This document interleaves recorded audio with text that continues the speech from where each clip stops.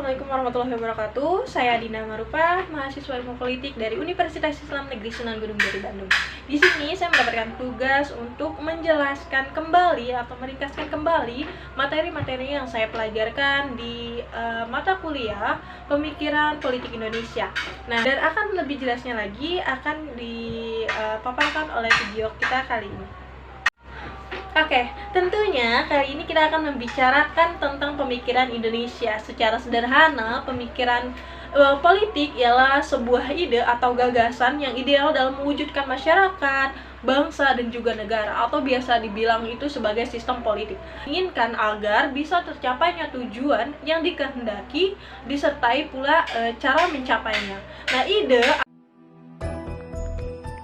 Bung Karno dan Bung Hatta, dua tokoh proklamator kemerdekaan bangsa ini yaitu Soekarno dan Hatta, memiliki ciri masing-masing dalam pemikiran dan gagasannya mengenai suatu bangsa yang merdeka. Di satu pihak, Soekarno lebih menekankan kepada persatuan dan kebesaran bangsa yang dapat mengorbankan semangat kebangsaannya.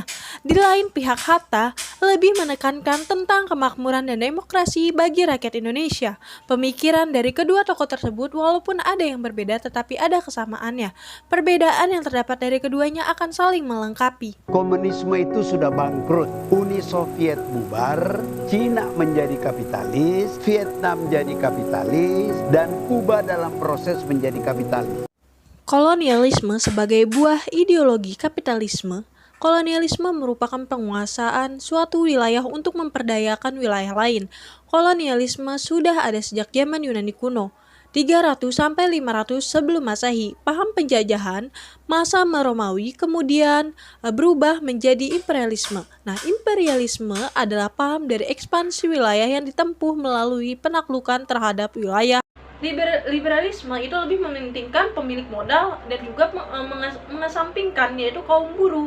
Nah, oleh karena itu berusaha mewujudkan kemakmuran bersama melalui usaha kolektif di bawah kendali dan campur tangan pemerintah. Nah, dalam sosialisme, kebebasan individu itu dibatasi mengutamakan pemerataan kesejahteraan bersama. Kita lanjut mengenai perjuangan Diponegoro, yaitu perjuangan di mana Pangeran Diponegoro adalah putra dari Sri Sultan Hamengkubuwono III dan memiliki nama asli yaitu Raden Mas Ontowiro.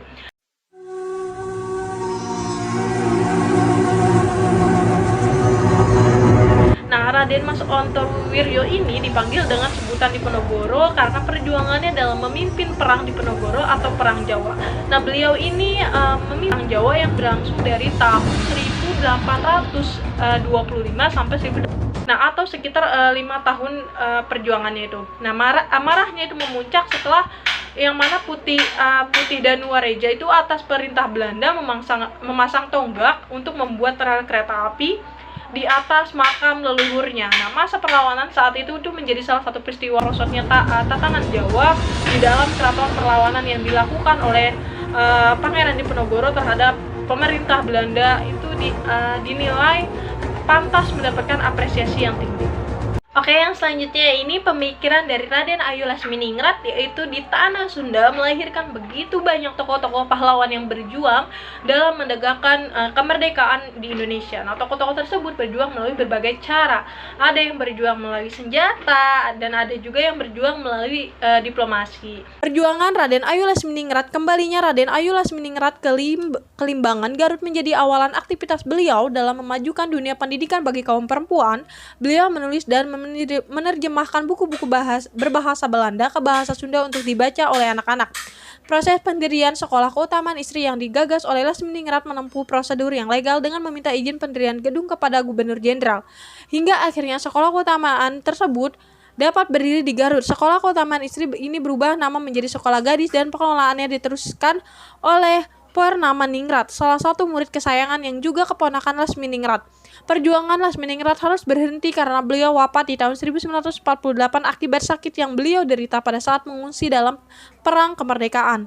Selama perjuangannya, Lasminingrat memiliki dua bidang sebagai perhatian, yakni dua kepenulisan dan pendidikan bagi kaum perempuan. Ia sangat peduli akan nasib kaum Hawa, khususnya perempuan Sunda.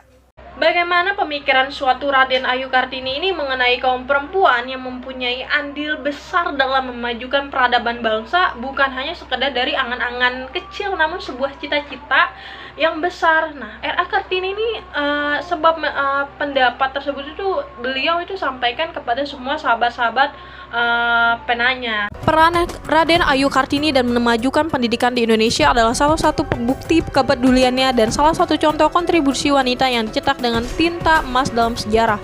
Karena perempuan tidak diperbolehkan untuk mendapatkan pendidikan dan perempuan hanya boleh menjadi ibu rumah tangga, berawal dari masalah tersebut timbullah pemikiran-pemikiran Raden Ayu Kartini dan beliau mendobrak kondisi yang sangat memprihatinkan tersebut dengan mendirikan sekolah khusus wanita, dan beliau juga membangun perpustakaan bagi anak-anak perempuan dari kebutaan pendidikan dan pengetahuan dengan mendirikan sekolah khusus agar hak perempuan untuk mengikuti pendidikan setara.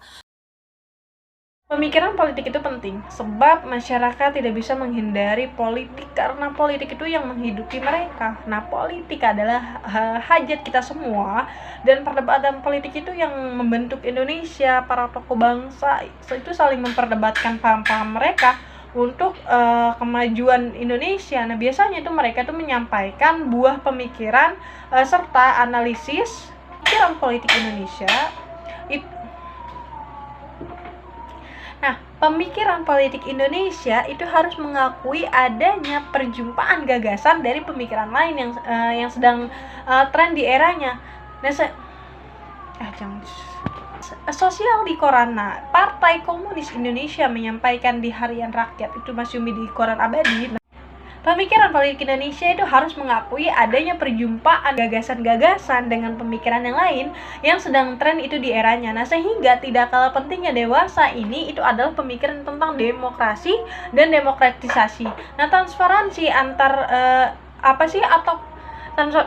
atau keterbukaan serta hak asasi manusia atau HAM. Nah, alhasil pemikiran politik yang mengadaikan suatu bentuk tatanan masyarakat dan juga negara, yaitu yang ideal pada gilirannya itu akan terus berkembang dan tetap dibutuhkan yaitu suatu kajian-kajian lebih mendalam untuk bisa membuat dari tipologi yang lebih komprehensif gitu.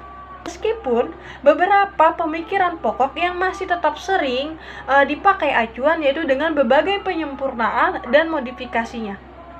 Oke, untuk penjelasannya cukup sampai di sini. Terima kasih dan sampai jumpa.